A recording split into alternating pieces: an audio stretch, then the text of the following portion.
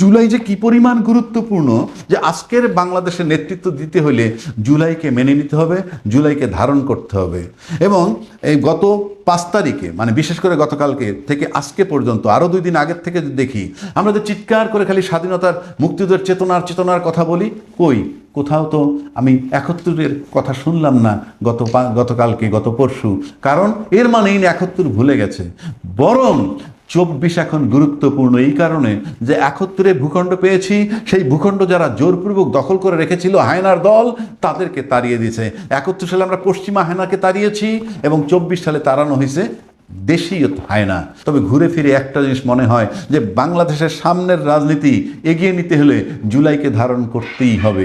কারণ এমন একটা জেনারেশন তৈরি হয়েছে যাদের চোখের সামনে রক্তাক্ত জুলাই দেখে তারা আজও তাদের মধ্যে স্মৃতি, তাদের চোখের সামনে হাজার হাজার পঙ্গু লোক এখনও জীবিত, শত শত লোক জীবন দিয়েছে। এই চেতনাকে যে ধারণ করতে হবে, এতে কোনো সন্দেহ নাই। 5 আগস্ট 2026 চীন মৈত্রী হলে জুলাই স্মরণ সভা হলো এবং একই দিনে জুলাই জাদুঘরের উদ্বোধন হলো। এখানে দুটো পার্ট, জুলাই স্মরণ সভা এবং জুলাই জাদুঘর। প্রথম দিন জুলাই স্মরণ সভার দিকটায় আসি। লক্ষণীয় বিষয়, অনেকগুলো লক্ষণীয় বিষয় আছে। সেই স্মরণ সভায় কি হলো? চীন মৈত্রী সম্মেলন কেন্দ্রে সরকারি স্মরণ সভা হয়। প্রামাণ্য চিত্র নিয়ে অসন্তোষ প্রকাশ ও বিক্ষোভ ও প্রতিবাদ করে জুলাই যোদ্ধা ও শহীদ পরিবারের সদস্যগণ। কেন? অর্থাৎ সেই প্রামাণ্য চিত্রে যা উপস্থাপন করা হয়েছে সেটার ভিতরে অনেক কিছুই, অনেক গুরুত্বপূর্ণ বিষয় ওখানে আসেনি। এবং সেই আসেনি যে তার প্রমাণ হলো আবু সাইদ, রংপুরের যে আবু সাইদ বুক পেতে যে গুলি নিয়েছিল, সেখানে দেখা গেছে প্রদর্শন করা হয় যে জুলাই ডকুমেন্টারি, সেখানে নেই আবু সাইদের অস্তিত্ব। কেউ কেউ এটাকে বলছেন ডকুমেন্টাল গুম, অর্থাৎ ডকুমেন্টের ভিতর থেকে গুম করা হয়েছে, যেখানে সাইদ নেই। এবং সাইদ না থাকলে জুলাইকে হত্যা করা হয়। ভারপ্রাপ্ত রাষ্ট্রপতি মেজর হাফিজ সাহেব বলছেন যে ডকুমেন্টারিতে আবু সাইদের ছবি নেই সেটা কোনো ডকুমেন্টারি নয়, এবং এটা বলে একরকম বয়কট করাই চলে। একজন রাষ্ট্রপতি বলছেন, এবং সেই বর্তমান সরকারের বিএনপির দলীয় ভারপ্রাপ্ত রাষ্ট্রপতি। সব কিছু মিলে সৃষ্টি হলো একটা হট্টগোল এবং বিশৃঙ্খলা। শুরু হলো রাজনৈতিক স্লোগান। ফলাফল শেষ হলো কোথায়? পরিবেশ নিরাপদ ও অনুকূল না দেখে সভা থেকে বিদেশি কূটনীতিক এবং অতিথিরা একে একে বের হয়ে চলে গেল। বাংলাদেশে এটা একটা বিরল ঘটনা যে সরকারি কোনো প্রোগ্রাম থেকে বিদেশি কূটনীতিক বা বিদেশি অতিথিরা এভাবে বেরিয়ে যায়।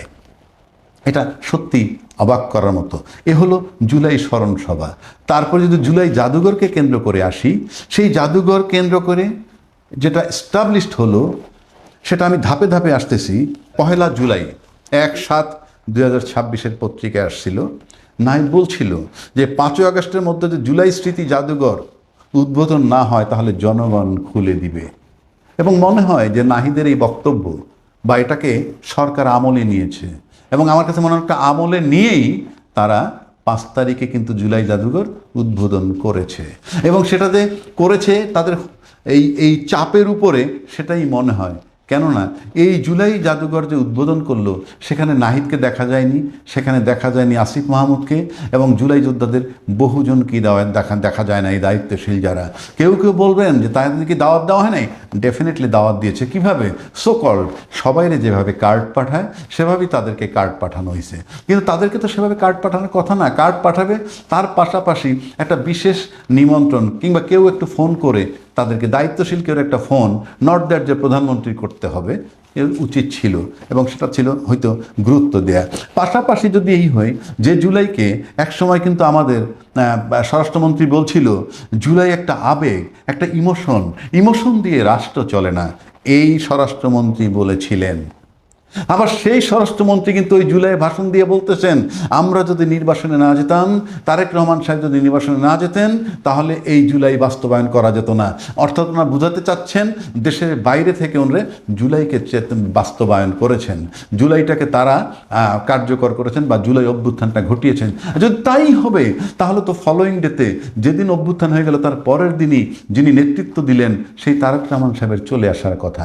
যদিও তারেক রহমান সাহেব বলছেন জুলাইয়ের কৃতিত্ব কোনো ব্যক্তি বা কোনো দলের একক নয়, কিন্তু আমি পাশাপাশি দেখলাম 3/8/2026 তারিখে ছাত্রদল সভাপতি বলছে 16ই জুলাই রংপুর আবু সাইদ ও চট্টগ্রামে ওয়াসিম আকরামকে হত্যা করা হয়। সেদিনই তারেক রহমান সাহেব বলেছেন কোটা আন্দোলন দিয়ে এই সরকারকে হটানো যাবে না।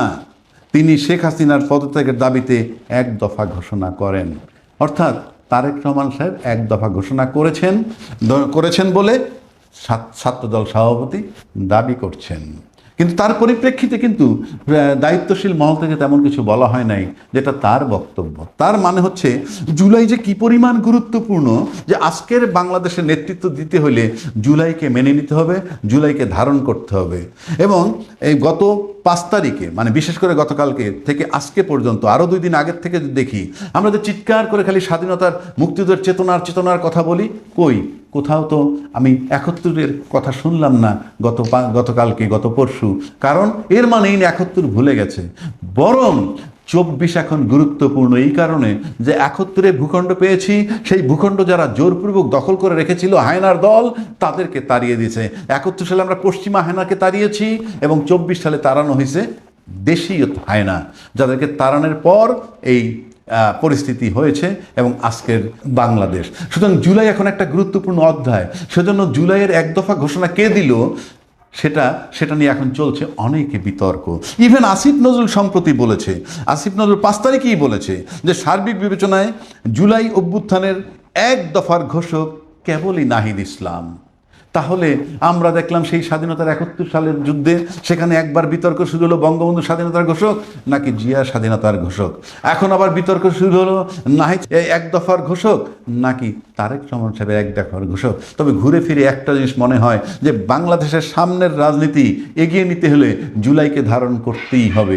কারণ এমন একটা জেনারেশন তৈরি হয়েছে যাদের চোখের সামনে রক্তাক্ত জুলাই দেখে তারা আজও তাদের মধ্যে স্মৃতি, তাদের চোখের সামনে হাজার হাজার পঙ্গু লোক এখনও জীবিত, শত শত লোক জীবন দিয়েছে।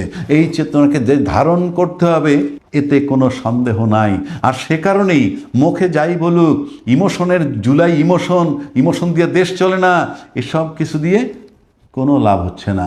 আবেগের জুলাই বলে লাভ হচ্ছে না, অবহেলিত জুলাই বলে লাভ হচ্ছে না। জুলাই আজ খুবই গুরুত্বপূর্ণ। তাই এখন জুলাইকে কেন্দ্র করে এক দফা ঘোষণা কে দিছে সেই বিতর্ক নতুন করে শুরু হলো। তবে এই দেশবাসী এই এআইয়ের যুগে, এই ডিজিটাল যুগে জানে যে জুলাইয়ের এক দফার ঘোষক কে দিয়েছেন, এবং সেটা নাহিদ ইসলাম দিয়েছেন এবং আসিফ নজরুল সেটাকে কোরাবোরেট করেছেন।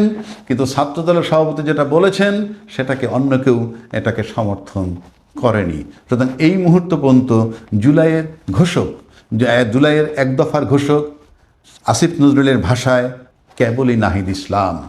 সুতরাং আমার কাছে মনে হয় যে এই জুলাইকে ধারণ করে সামনে এগিয়ে যেতে হবে। জুলাইকে আবেগের জুলাই বলা যাবে না, অবহেলিত জুলাই বলা যাবে না, দল মত নির্বিশেষে জুলাইকে ধারণ করেই সামনে এগিয়ে যেতে হবে। এবং এটাই আমার বক্তব্য এবং এখানেই আমি গুরুত্ব প্রদান করতেছি। ব্যক্তি আমি যদি হইতাম, আমি শুধুই জুলাইকে ধারণ করতাম, মানে 71-এর সাথে অ্যাড করে জুলাইকে ধারণ করতাম এবং জুলাইয়ের আলোকে জুলাই সনদ বাস্তবায়ন করে এগিয়ে নিয়ে যেতাম বাংলাদেশকে।